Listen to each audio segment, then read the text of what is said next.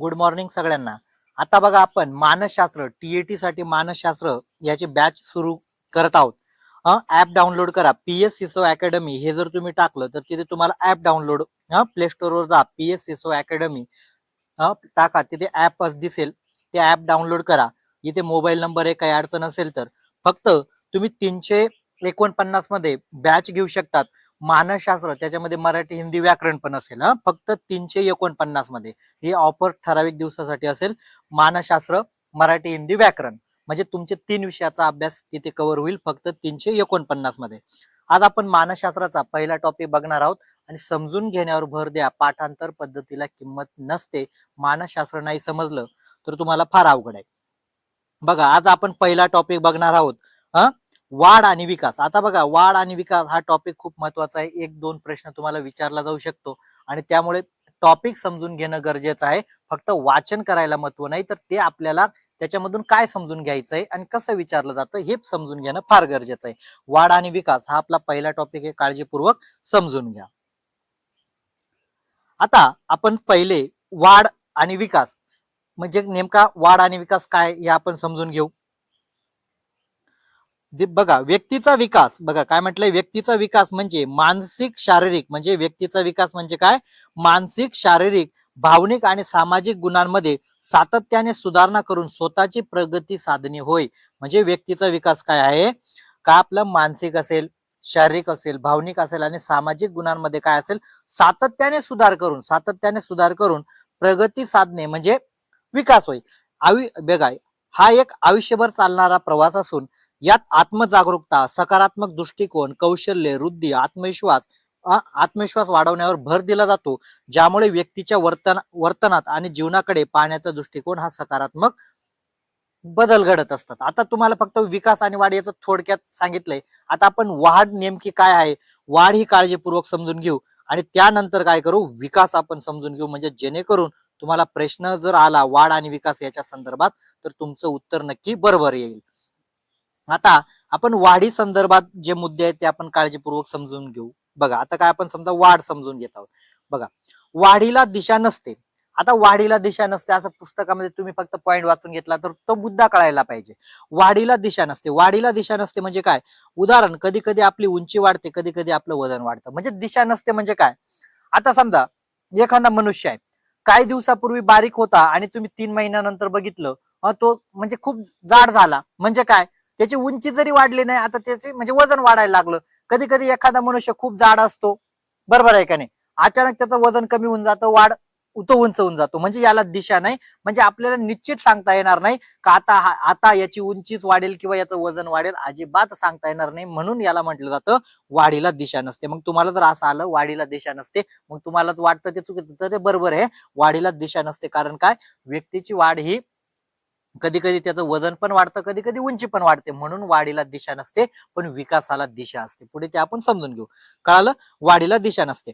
त्याच्यानंतर वाढ ही निश्चित स्वरूपाची असते. वाढ काय आहे, वाढीचं स्वरूप काय आहे, निश्चित स्वरूप आहे. निश्चित स्वरूप म्हणजे काय, आता एखादा व्यक्ती 5 फुटाचा आहे, 2 फुटाचा आहे, 3 फुटाचा आहे, 6 फुटाचा आहे, तर निश्चित आहे ना. आपण एकदा मोजल्यानंतर आपण निश्चित सांगू शकतो का याची उंची 5 फूट आहे.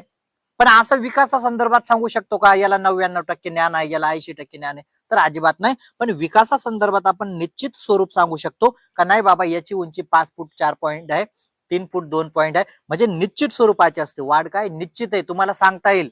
मात्रात्मक पण म्हटलं जातं का, तुम्ही तिला मोजू शकतात आणि व्यवस्थित मोजू शकतात, व्यवस्थित, बरोबर आहे का नाही, का याचे निश्चित स्वरूपाचे असते. हा मुद्दा तुम्हाला कळाला. त्याच्यानंतर आपण हे मुद्दे बघू, म्हणजे जेणेकरून वाढ आणि विकासामधील तुम्हाला फरक लक्षात येईल. वाढ ही अनुवंशिक असते. वाढ काय असते, अनुवंशिक असते. अनुवंशाकडून मिळणाऱ्या गुणसूत्राकडून वाढीला प्रभावित करतात. म्हणजे अनुवंशाकडून जे गुणसूत्र असतात ते वाढीला प्रभावित करतात. पण पूर्णपणे वाढ त्याच पद्धतीने होईल असं नाही. म्हणजे काय, जरी वाढ ही अनुवंशिक आहे, पण पूर्णपणे वाढ अनुवंशानेच होईल. अनुवंशाने होईल म्हणजे काय, ज्या आपल्या आई वडिलांकडून जे आलेले गुणसूत्र पूर्णपणे त्याच्याने होईल असं नाही.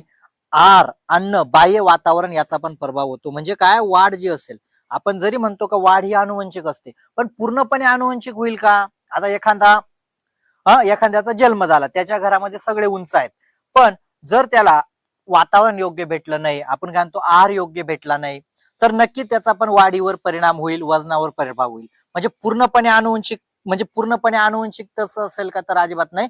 आनुवंशिक असते, पण पूर्णपणे असेल का, तर अजिबात नाही. मग तुम्हाला फक्त वाढ ही आनुवंशिक असते आणि असेलच म्हटलं तर पूर्णपणे नाही. आनुवंशिक असते. बघा, अनुवंशिक असते म्हणजे काय, अनुवंशाचा गुणसूत्राचा प्रभाव वाढीवर होतो, पण त्याबरोबर काय असेल, बाह्य वातावरणाचा म्हणजे अन्न असेल, पोषण असेल, याचा पण प्रभाव वाढीवर होतो, हे तुम्हाला माहित असेल. पण असा जर तुम्हाला जर आलं, वाढ ही पूर्णपणे आनुवंशिकतेवरच जर वापरला असेल, पूर्णपणे आनुवंशिकतेवरच अवलंबून असते, तर हे चुकीचं आहे. कारण पूर्णपणे आनुवंशिकतेवर अवलंबून नसतो तो विकास असेल किंवा वाढ, त्याच्यामध्ये वातावरणाचा पण प्रभाव तुम्हाला बघायला भेटतो. त्याच्यानंतर म्हटले बघा, वाढ ही मात्रात्मक असते, म्हणजे आपण मोजू शकतो. बघा, आता इथे काही मुलं दाखवलेले आहेत, वाढ ही मोजताय, बरोबर आहे का नाही. आता माझी उंची किती आहे, त्याची उंची किती आहे, म्हणजे तुम्हाला सांगता येईल, मोजू शकतो का नाही. वाढ ही गुणात्मक नाही. गुणात्मक नाही म्हणजे काय, असं तुम्हाला सांगता येईल का, सर मला मोजलं तर मी 5 फुटाचा भरतो, पण आतून आहे ना मी 6 फुटाचा आहे, असं सांगता येईल का, तर अजिबात नाही. म्हणजे वाढ काय आहे, मात्रात्मक असते, ती निश्चित असते. जेवढं तुम्ही मोजलं तेवढं तुम्ही स्पष्ट सांगू शकतात, निश्चित स्वरूपाचं. आता जसं इथे मुलं दाखवलेत बघा, ही त्यांची वाढ मोजताय, झालं का नाही निश्चित, 3 फूट किंवा 4 फूट, म्हणजे वाढ काही मात्रात्मक असते. वाढीमध्ये वैयक्तिक भिन्नता असतात. बघा, वाढीमध्ये काय असतात, वैयक्तिक भिन्नता असते. वैयक्तिक भिन्नता म्हणजे काय, आता जरी हे 3 मुलं आहेत, जरी हे एका वर्षात जन्माला आले किंवा एका दिवसात जरी जन्माला आले, एका मिनिटात जरी म्हणजे काय म्हणतात, एका मिनिटाच्या वेळेस सर्व जन्माला आले, तरी त्याच्यामध्ये भिन्नता आढळते. म्हणजे कोणी उंच असू शकतं, कोणाची उंची कमी राहू शकतं, कोणी जास्त पण राहू शकतं, कोणी जाड असू शकतं, कोणी बारीक असू शकतं. म्हणजे वाढीमध्ये काय असते, भिन्नता असते. आहे का नाही, तर असते. आज तुम्हाला जर म्हटलं वाढीमध्ये भिन्नता नसते, असं देतात ना अचूक विधान वगैरे, मग वाढीमध्ये भिन्नता नसते जर असं म्हटलं तर ते चुकीचं आहे. म्हणजे वाढीमध्ये भिन्नता असते हे आपल्याला कळायला पाहिजे. का भिन्नता असते, कारण एका वर्गात जरी मुलं असले, तुम्ही बघा, लहान एखादा जाड असतं, एखादा बारीक असतं का नाही, तर बरोबर आहे. त्याच्यानंतर हा पॉईंट चांगला काळजीपूर्वक समजून घ्या, वाढ काही काळानंतर थांबते, परंतु विकास कधी थांबत नाही. बघा, आता तुम्हाला वाढ जी असते ना, काही कालानंतर थांबते. म्हणजे आता उदाहरणार्थ आपण कुमार अवस्थेत आहेत, बरोबर आहे का नाही, हा, तर आता आपली वाढ मंदावलेली म्हणजे थांबलेली आहे. आता आपण वाढणार आहे का, बरोबर आहे का नाही. आपली जी उंची 5 फूट आहे, 6 फूट आहे, 4 फूट आहे, जी जेवढी आहे ती आपल्याला स्वीकारावं लागेल. याच्यानंतर वाढणार आहे का, नाही सर आता माझं वर्ष 25 चालू आहे, आता 30 वर्षाचं होईल ना, अजून थोडा 4-5 इंच वाढेल, तर असं होणार नाही. वाढ ही काय असते, ठराविक वेळेपर्यंत चालते आणि त्याच्यानंतर वाढ काय होते, थांबते म्हणजे बंद होते. परंतु विकास कधी थांबत नाही. विकास थांबत नाही म्हणजे बघा, आता तुम्ही टीएटी सीएटी, जे शिक्षकांचं वय खूप आहे ते शिक्षक पण काय करत आहे, टीएटी सीएटी देत आहे. मग असं म्हणायचं का विकास पण थांबतो, तर विकास थांबत नाही ना. विकास जर थांबला असता, मग ठराविक वयानंतर त्यांचा अभ्यास झाला असता का, तर झाला नसता. म्हणजे वाढ काय असते, थांबलेली. आता त्यांची सर्वांची वाढ थांबलेली, पण विकास चालू आहे, कारण अजून पण ते टीएटी असेल, सीटीएटी असेल, याचं ज्ञान मिळवत आहेत का नाही. म्हणजे विकास कुठपर्यंत चालतो, जेव्हा माणूस मरतो, ज्या दिवशी मनुष्य मरेल त्या दिवशी विकास थांबेल. पण वाढ काय असते, एक ठराविक काळानंतर वाढ काय असते, थांबून जाते. त्यानंतर व्यक्तीची वाढ होत नाही, परंतु विकास हा कधीच थांबत नाही. कळालं का थांबत नाही. आपण जीवनात आता समजा विकास म्हणजे काय, एखादा शब्द जरी आता तुम्ही कुठेतरी बसले, एखादा नवीन शब्द जरी तुम्ही ग्रहण केला, म्हणजे तुमचा विकास झाला. म्हणजे विकास काय असतो, निरंतर चालत असतो, कधीच थांबत नाही. कमी जास्त होईल पण थांबत नाही. त्याच्यानंतर दिले बघा, शेषावस्थेमध्ये वाढीची गती जास्त असते, बाल्य अवस्थेमध्ये मंदावते. असा प्रश्न तुम्हाला विचारला जाईल का, कोणत्या अवस्थेमध्ये वाढीची गती जास्त असते. वाढीची म्हणजे उंची वाढ असेल, वजन असेल, याची गती कुठे असते, तर जी शेषावस्था असते. शेषावस्था कुठून असते, 0 ते 2 वर्षाची जी अवस्था असते तिला शेषावस्था म्हटलं जातं. यामध्ये वाढीची गती जास्त असते. काय असते, वाढीची गती जास्त असते. कशामध्ये, शेषावस्थेमध्ये. आणि जी बाल्यावस्था असते, त्या बाल्यावस्थेमध्ये वाढीची गती कमी होते. आणि बाल्यावस्थेमध्ये काय होतो, भाषा विकासासाठी सगळ्यात महत्वाचा टप्पा असतो बाल्यावस्था. बघा, हा एक पॉईंट तुम्हाला लक्षात आणून देतो.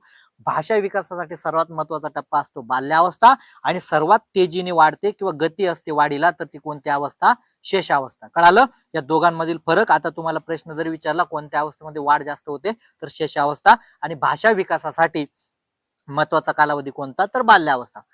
कळाला आता वाढ संदर्भात, कळाला तुम्हाला वाढ कशी असते. आता विकास आपण समजून घेऊ आणि मग तुम्हाला निश्चित कळेल विकास आणि वाढ मध्ये याच्यामध्ये फरक काय आहे. आणि दोघांचा परिणाम एकमेकावर कसा होतो हे पण आपण समजून घेऊ. आता विकास म्हटले बघा, आता विकास काय आपण समजून घेऊ. विकास म्हणजे आपला काहीतरी नाही तर सर्व विकास कोणता. विकास मानसशास्त्रात मानवी विकास म्हणजे जन्मापासून आणि काही जन्मासात गर्भधारणेपासून मृत्यूपर्यंतच्या व्यक्तीच्या शारीरिक, बघा, व्यक्तीच्या शारीरिक, मानसिक, भावनिक आणि सामाजिक पैलूंमध्ये होणारा निरंतर विकास, काय निरंतर, कर्मित आणि सुसंगत बदल होय. ही आयुष्यभर चालणारी प्रक्रिया आहे जी व्यक्तीच्या क्षमतेत वाढ करते, व्यक्तीच्या क्षमतेत वाढ करते आणि त्याच्या वर्तनात बदल घडवून आणते. आता विकास आपण समजून घेऊ.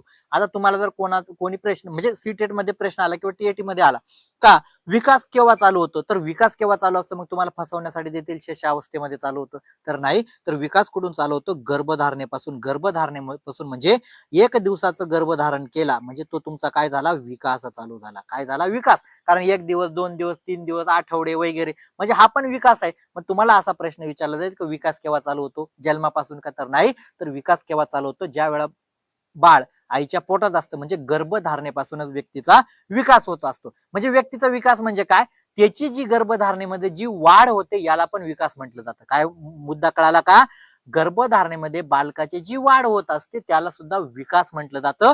मग विकास काय आहे, मात्रात्मक म्हणजे काय, जे आपण मोजू शकतो. कशाला मोजू शकतो, वाढीला. आणि जे आपण नवनवीन कौशल्य शिकतो आपल्या वर्तनातून दर्शवतो. इथे म्हटलंय बघा, वर्तनात बदल घडून आणणे याला विकास. म्हणजे वर्तनात बदल काय झाला, गुणात्मक झाला. आणि आपली वाढ काय झाली, मात्रात्मक. आणि हे दोघं जेव्हा एकत्र येतील, वाढ आणि विकास, तेव्हा म्हणजे वाढ आणि विकास त्याला आपण विकास म्हणू ना. बरोबर आहे का नाही. म्हणजे हा मुद्दा तुम्हाला कळाला. त्याच्यानंतर विकास ही निरंतर चालणारी प्रक्रिया आहे, सतत चालणारी प्रक्रिया. बघा, आपण वाढ बघितली होती. वाढ काय निरंतर चालत नाही, काही काळानंतर बंद होते, थांबते. बरोबर आहे का नाही, म्हणजे वाढणार नाही. पण विकास निरंतर चालतो. विकास काय असतो, गर्भधारणेपासून सुरू होतं, तर व्यक्ती ज्या वेळेस मरतो त्यावेळेला व्यक्तीचा विकास बंद होतो, मेल्यानंतर. कळालं. मग तुम्हाला फसवण्यासाठी देतील विकास असतत आहे का, तर नाही. विकास सतत चालणारी प्रक्रिया आहे. विकासाची गती कमी अधिक होईल, हे पण बरोबर आहे. पण विकास कधी थांबत नाही. मग तुम्हाला एखादा प्रश्न देतील विकास काही काळानंतर थांबतो, तर हे कथन काय, ते पूर्ण चुकीचं आहे. म्हणजे विकास कधी थांबत नाही, पण वाढ थांबते, हे लक्षात ठेवलं पाहिजे.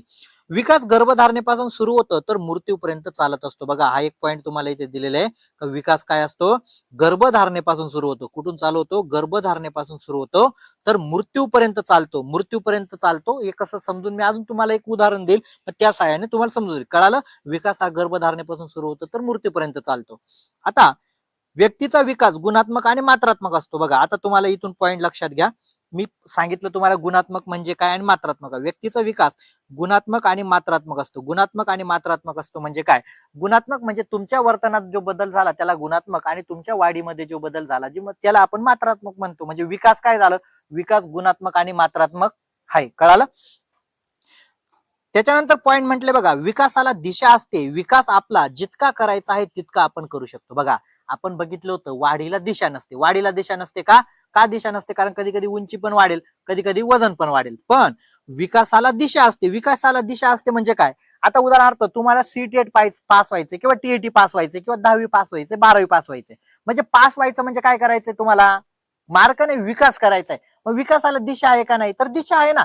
तुम्हाला 10वी पास व्हायचंय किंवा सीटीएटी पास व्हायचं, टीएटी व्हायचंय, मला शिक्षक व्हायचंय, म्हणजे माझ्या वर्तनात कसा बदल झाला पाहिजे ही तुम्ही दिशा ठरवू शकतात. पण वाढीला दिशा ठरवू शकतात का, नाही सर, आता मला वजन वाढवायचंय मग नंतर उंची वाढवेल, असं करू शकत नाही. म्हणून म्हटलंय विकासाला काय असते, दिशा असते. आणि जितका विकास करायचा आहे तितका आपण करू शकतो. याचा अर्थ काय, आता समजा तुम्हाला सीटीएटीचा जेवढा अभ्यास करायचा आहे तुमच्या हातात आहे.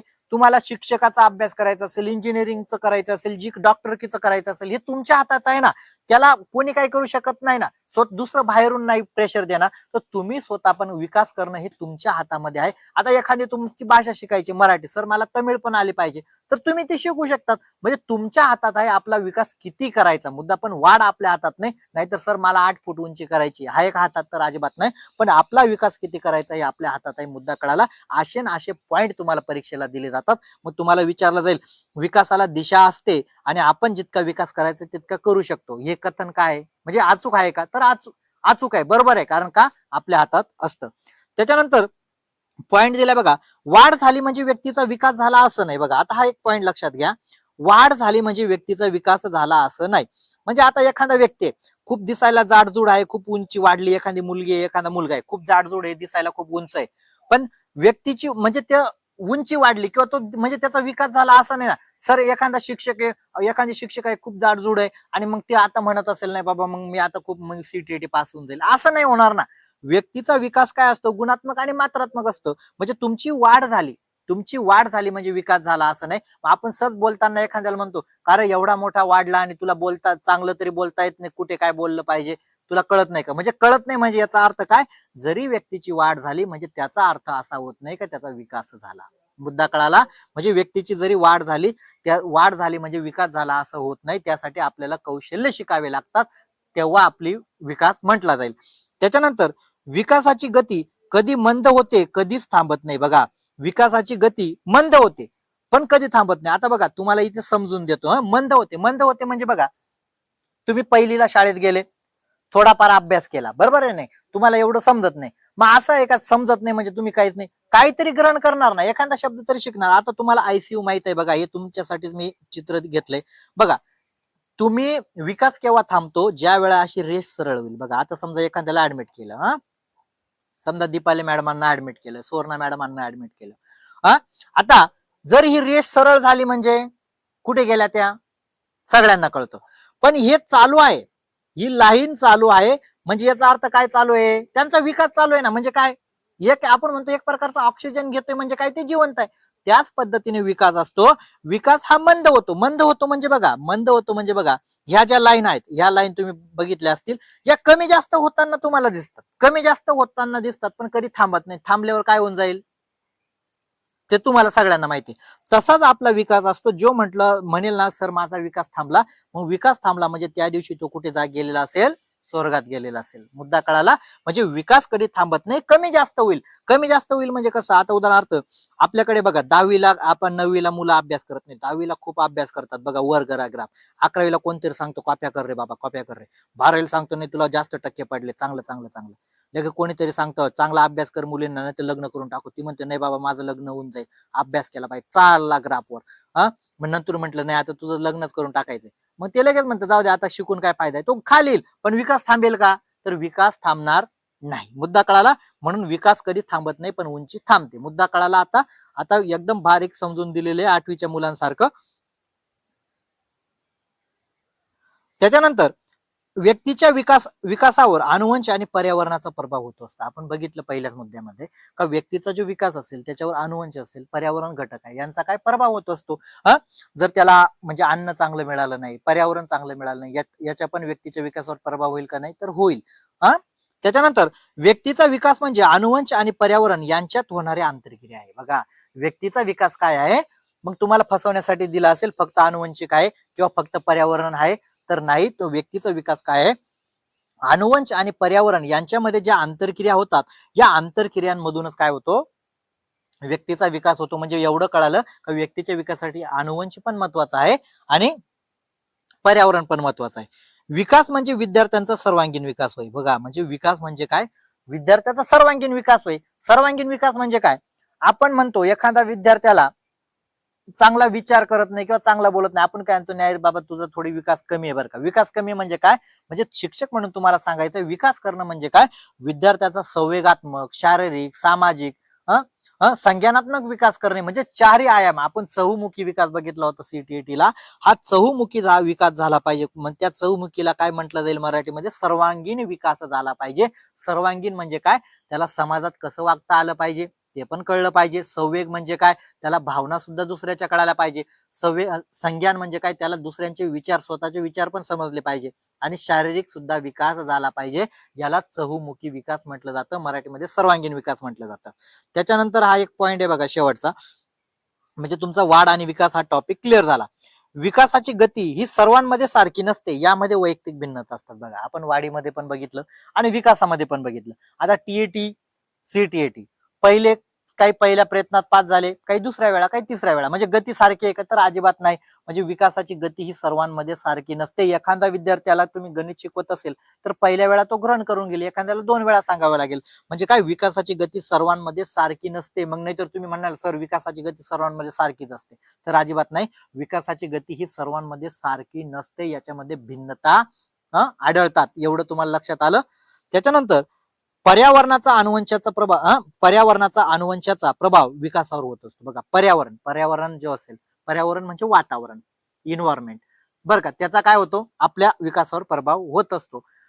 आता तुम्हाला हे सर्व पॉईंट मी काळजीपूर्वक समजून दिलेले, त्याचे उदाहरण सुद्धा दिलेले, समजून दिलेले. हे पॉईंट असे ना असे आपल्या वहीमध्ये लिहायचे, आणि जे उदाहरण म्हणजे जेणेकरून तुम्हाला परत परत व्हिडिओ बघायची गरज नाही. व्हिडिओ कसा वाटला लाईक जरूर करा, आणि जास्तीत जास्त विद्यार्थ्यांपर्यंत व्हिडिओ पोहोचवा. आणि बॅच जॉईन करा. फक्त 349 रुपयामध्ये, काहीच फी माग नाही, कारण तुम्ही दुसरीकडे बघत. आणि तुम्हाला एक सांगतो, एनसीआरटी तुम्हाला वाचावे लागते, माहित आहे सगळ्यांना. ते मराठीचा पॅसेज असेल, हिंदीचा पॅसेज तुम्हालाच वाचावा लागतो. मग तुम्ही त्यासाठी काय बॅच लावतात? जे तुम्हाला स्वतः वाचायचं त्यासाठी बॅच लावून उपयोग नाही ना. मग बॅच कशासाठी घेतली पाहिजे? जे तुमचं मानसशास्त्र आहे, मानसशास्त्र पुस्तकी ज्ञानावर समजत नाही, तर त्याला समजून देणारं कोणतरी पाहिजे. म्हणजे मानसशास्त्राची बॅच घेतली, तुम्हाला मराठी हिंदी व्याकरण पण भेटून जाईल, आणि मानसशास्त्र म्हणजे तुमचे 3 विषय ऑलरेडी झाले, आणि पॅसेज तर तुम्हाला वाचायचंय. पण तुम्हाला एक सांगतो, पास व्हायचं असेल तर तुम्हाला 3 विषय टार्गेट करावे लागतात. किती विषय? 3 विषय टार्गेट करावे लागतात. आणि जर तुम्ही 5 विषय टार्गेट करत असाल तर नक्कीच नापास होणार, कारण वेळेच्या मर्यादा तुम्ही सीटीएटी बघितली असेल, वेळ पुरत नाही एका मिनिटामध्ये. त्यामुळे तुम्हाला 3 विषय टार्गेट करायचे. 90 पैकी जर तुम्ही 60 प्लस घेत असाल 90 पैकी, म्हणजे मराठी, हिंदी आणि मानसशास्त्र, तुम्ही पास होणार. पण जर तुम्ही 5 विषय टार्गेट करत असाल तर नापास होणार. फक्त 90 पैकी 60, म्हणजे मराठी, हिंदी आणि मानसशास्त्र, याच्यामध्ये 60 पेक्षा जास्त मार्क मिळवायचे, तुम्ही पास आहे. व्हिडिओ कसा वाटला नक्की सांगा, आणि बॅच लवकर जॉईन करा, कारण लवकर परीक्षा होईल. आणि जर आपला अभ्यास नसेल तर मग काय उपयोग आहे? त्यामुळे मानसशास्त्र आपला 1 महिन्यात कंप्लीट झालं पाहिजे. मानसशास्त्र कंप्लीट झाल्यानंतर तुम्हाला इतर विषय पण अभ्यासाचे, कारण सीटीएटी पेक्षा टीएटी ही हार्ड असते. आपल्या जास्तीत जास्त मित्रांना ही लिंक शेअर करा, आणि बॅच लवकर जॉईन करा. प्ले स्टोअरवर जाऊन ऍप डाउनलोड करा. काही समस्या असेल तर इथे कॉन्टॅक्ट दिलेला आहे.